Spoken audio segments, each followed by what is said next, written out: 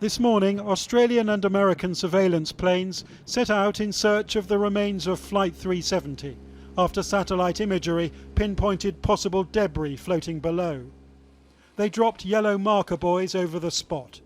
They're designed to record the ocean's drifting currents and so detect where that debris might drift next. But clouds prevented any glimpse. One plane spotted only 2 passing pods of dolphins and a freighter. That ship, a Norwegian car transporter, was diverted from its course to investigate, but its Filipino crew have seen nothing so far. A satellite recorded 2 objects. This one thought to be up to 24 meters long, though after so many false leads, caution is the order of the day. This is a lead. It is probably the best lead we have right now, but we need to get there, find them, see them, assess them, to know whether it's really meaningful or not. And a caution again, they'll be difficult to find. We don't know what that satellite saw until we can get a much better, much closer look at it. But this is the first tangible breakthrough in what up till now has been an utterly baffling mystery. Flight MH370 left Kuala Lumpur at 12:41 a.m, heading for Beijing 12 days ago. The last good night from the co-pilot came at 1:19 a.m, about 40 minutes after takeoff. Just after that, communications were turned off.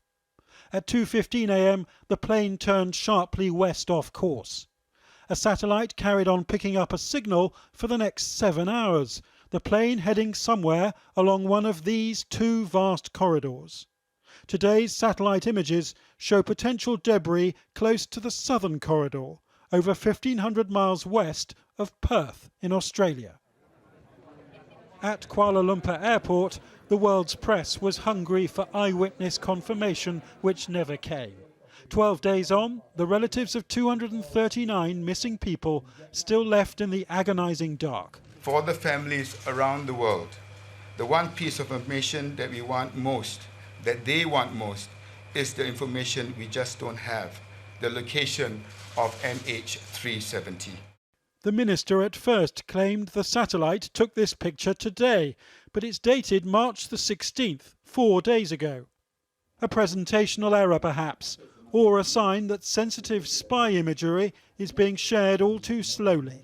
Have you encountered any reluctance from the Americans or the Australians to hand over satellite imagery? Because this photograph that's appeared is stamped as 4 days ago. Well, I think the actual date in which the images that have come out in the internet will have to be verified, but I can confirm to you that we have had no reluctance from any of our partners in this search and rescue operation. That operation continues tomorrow, with 29 aeroplanes and 16 ships now involved. And for the families, a double dose of anguish tonight. The jet may have crashed into the ocean, but the mystery of what really happened could go on for days, months, or even years. And Jonathan Rugman joins us now live from Kuala Lumpur. Jonathan, we heard the Australian Prime Minister issue a number of caveats about this bit of debris, and yet it is still a bit of a gamble for them to claim that it might be the debris from the plane, isn't it? It certainly is a gamble, Matt. Imagine the fury of the world's press gathered here if this turns out to be another false lead after so much misinformation, information that turns out to be contradictory, or very little information at all. Far more importantly, imagine the feelings and the emotions of the families of those who are missing, who want concrete news, even if it's news that they don't really want to hear. But I think the most important clue that this is a significant development is the fact that this alleged debris does fall within the arc of where the Inmarsat satellite reckons the plane was last spotted.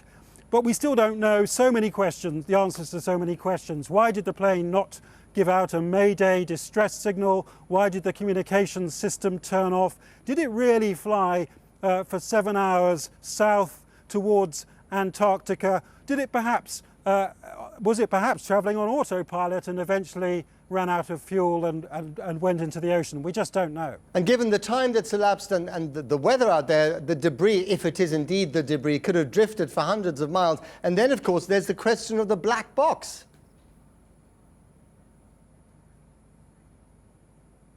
Yes, I think the immediate priority is searching for survivors and, frankly, to be more honest, for bodies. But in terms of the clues to what happened, yes, the black box flight recorder is key, as it always is on these occasions. The problem is that that black box flight recorder will be sending out a pinging signal probably for the next couple of weeks until the battery runs out. So it's something of a race against time as to whether they can find this black box, potentially in thousands of meters of deep ocean. And if they can't find it before the pinging stops, then they have to start thinking about deploying robots on the ocean floor.